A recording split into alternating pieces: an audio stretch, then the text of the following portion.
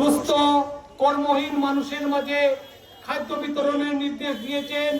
তাই সুনামগঞ্জ জেলা আওয়ামী লীগ আজকের এই অনুষ্ঠানের আয়োজন করেছে। আপনারা জানেন, জামাত শিবিরের নৈরাজ্য এবং তাণ্ডবের প্রতিবাদে এবং বিএনপি এবং জামাতের প্রতিবাদে আজকে আমরা সুনামগঞ্জে কোনো ট্রু শব্দ করতে দেই নাই। ওদেরকে আমরা রাস্তায় রাজপথে আছি, আমরা রাজপথে থাকবো ইনশাআল্লাহ। মাননীয় প্রধানমন্ত্রী জননেত্রী শেখ হাসিনার নির্দেশ পালন করব ইনশাআল্লাহ। আমরা সবাই আপনাদের সকলকে চারটে প্রোগ্রাম শুরু হওয়ার কথা ছিল, কিন্তু দেরি হয়ে যাওয়ার জন্য আমি আন্তরিকভাবে আপনাদের কাছে দুঃখিত এবং আপনাদের কাছে বলতে চাই, কখনো আপনারা দেখেছেন সুনামগঞ্জে কখনো রাজপথে আওয়ামী লীগ, ছাত্রলীগ, যুবলীগ সবাই রাজপথ গরম করেছে এবং রাজপথে আমরা সব সময় ছিলাম, আন্দোলনে ছিলাম, সব সময় আমরা থাকবো। আমাদের এই আন্দোলন আমাদের মধ্যে থাকবে না।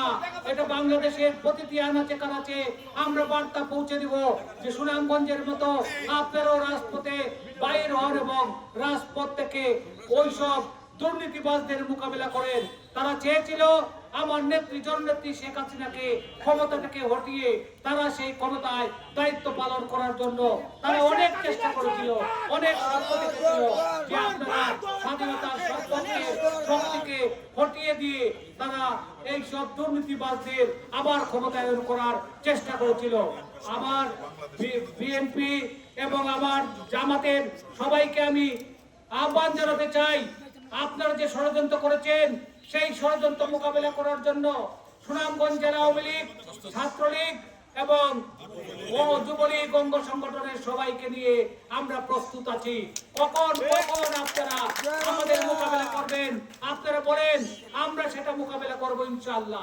আজকে আমাদের এই প্রোগ্রাম গরমের মধ্যে কষ্ট করছেন, আমরা দেরি করতে চাই না। সবাইকে আন্তরিকভাবে ধন্যবাদ জানিয়ে আমার বক্তব্য শেষ করছি।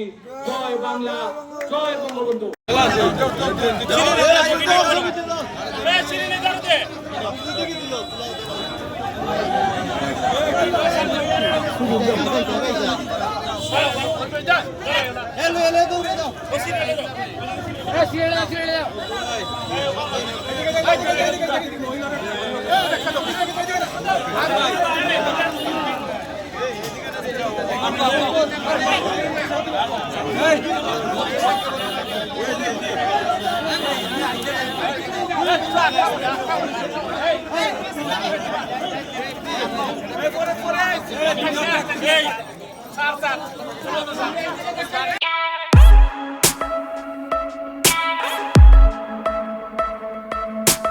Hey!